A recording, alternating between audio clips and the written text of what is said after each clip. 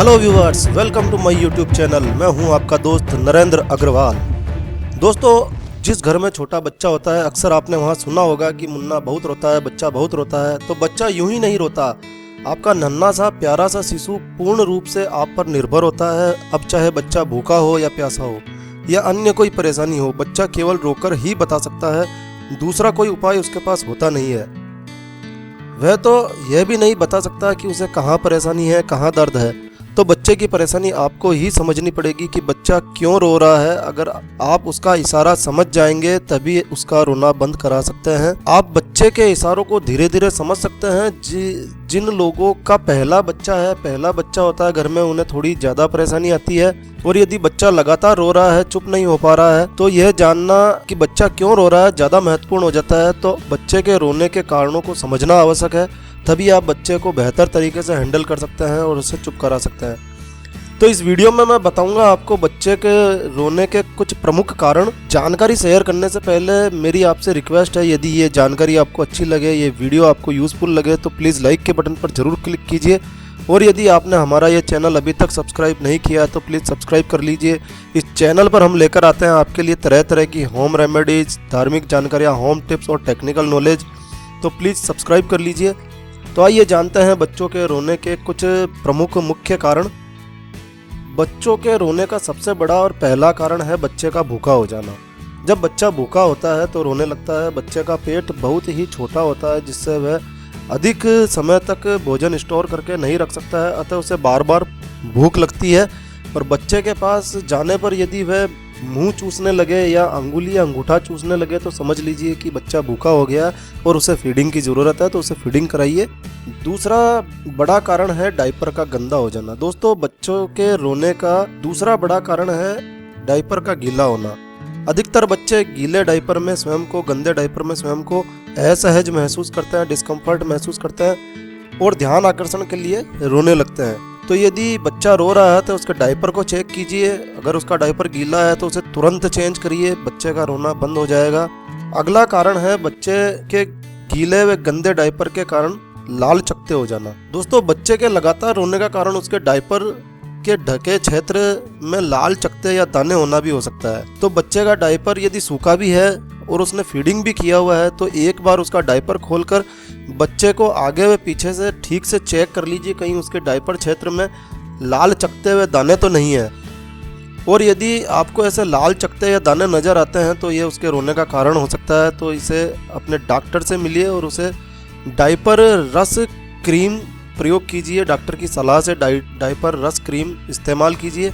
लाल चकत्तों से बचने के लिए बच्चों को थोड़ी देर के लिए रोजाना डायपर मुक्त रखिए, डायपर फ्री रखिए, जिससे उनकी नाजुक त्वचा को हवा मिल सके, हवा लग सके। बच्चों को डायपर से थोड़ी देर के लिए फ्री रखिए।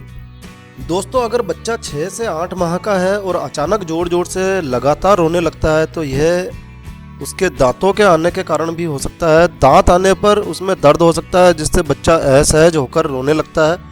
तो इसे चेक करने के लिए हाथों को ठीक से साबुन से साफ कर लीजिए और एक अंगुली से बच्चे के मसूड़ों को चेक कीजिए।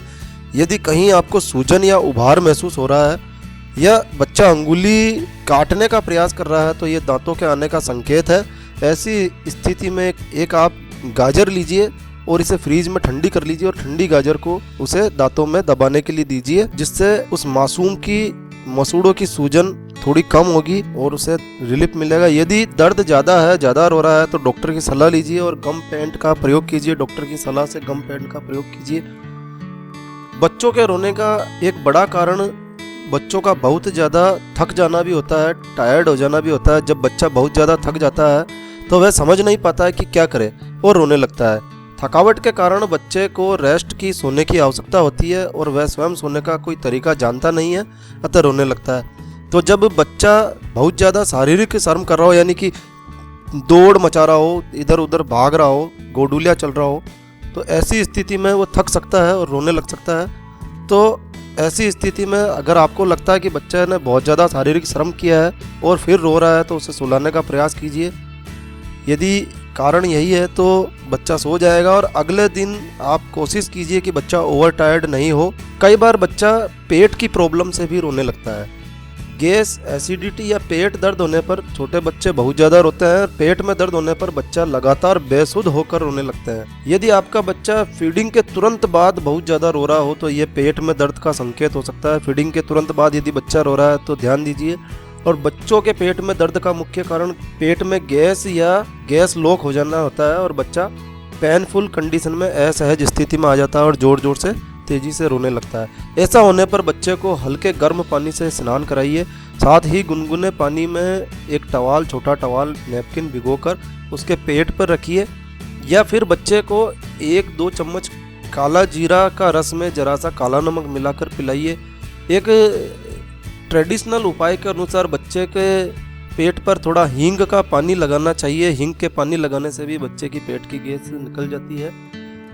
कई बार बच्चे केवल ध्यान आकर्षण के लिए भी रोते हैं। छोटे बच्चे को अकेला रहना पसंद नहीं होता है, उन्हें सामाजिक जीवन पसंद होता है। अधिकतर बच्चे चाहते हैं कि कोई उसके पास बैठे, कोई उसके पास रहे और उनके साथ खेले।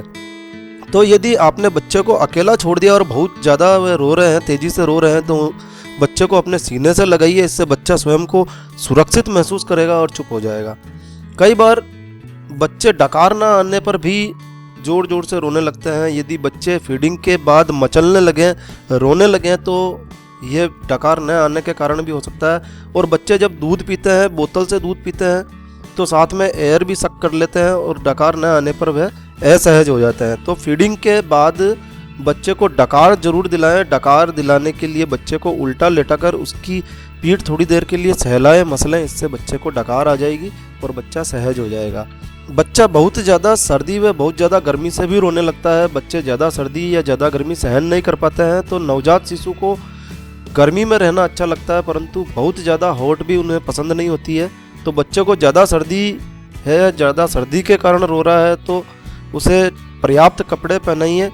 और एक ये साधारण सा उपाय कीजिए। एक डॉक्टर ब्रांडी आती है, डॉक्टर ब्रांडी में अपनी अंगुली डुबोकर बच्चे के नाखूनों पे लगाइए और इसे ओढ़ा के पर्याप्त कपड़े पहना के रखिए। कोशिश कीजिए कि बच्चे के रूम का टेम्परेचर 18 डिग्री से 22 डिग्री सेल्सियस तक रहे। इसमें बच्चा सहज रहेगा। बच्चा बीमार होने पर, बुखार आने पर भी बहुत ज़्यादा रोता है। अगर आपका बच्चा बहुत ज़्यादा रो रहा है, बच्चा बता नहीं सकता है कि वो गुड फीलिंग में नहीं है, गुड फीलिंग नहीं कर रहा है, तो ध्यान से बच्चे के रोने को सुनिए। जब बच्चा बीमार होता है तो उसके रोने का टोन बदल जाता है, उसके रोने की आवाज़ बदल जाती है।